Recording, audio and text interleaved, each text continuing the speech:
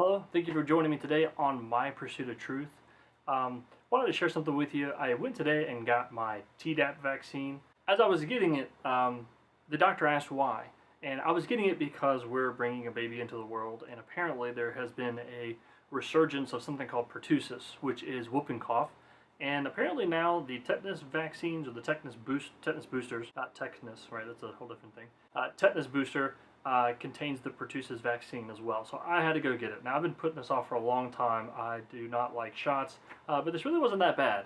But as the doctor was giving it to me, she said that it's really helpful. She wanted me to get a flu vaccine. And she was saying that the babies, when they come out, she's like, babies are pretty helpless for mammals. She's like, she said she was reading an article the other day, and horses come out and they'll stand the first day. I mean, they almost immediately stand up. I was like, yeah, I know. I mean, you watch these documentaries, and these antelope pop out of their mom and can outrun predators. It's pretty amazing. I said, I was reading somebody the other day by a little guy named G.K. Chesterton in his book, The Everlasting Man. Everlasting Man.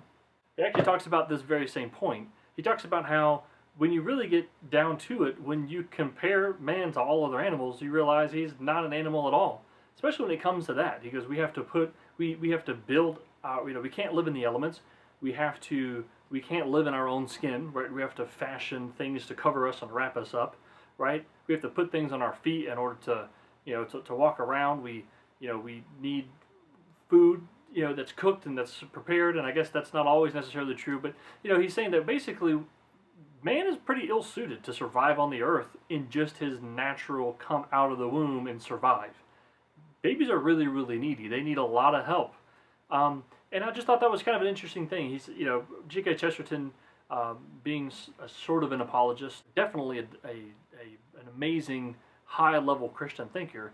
Just when it comes down to calling man an animal, he's like, it's really not a comparison. And the big thing he says is because man creates art. That, he says, is really the big distinguishing factor between man and animals. And sure, that's a very debatable position. It's still kind of an interesting thought, because art, man creates for art's sake. It serves no survival purpose. It's really aesthetic, and it's really just because it's pleasing and because we like it. It serves no utilitarian function, such as the animal kingdom.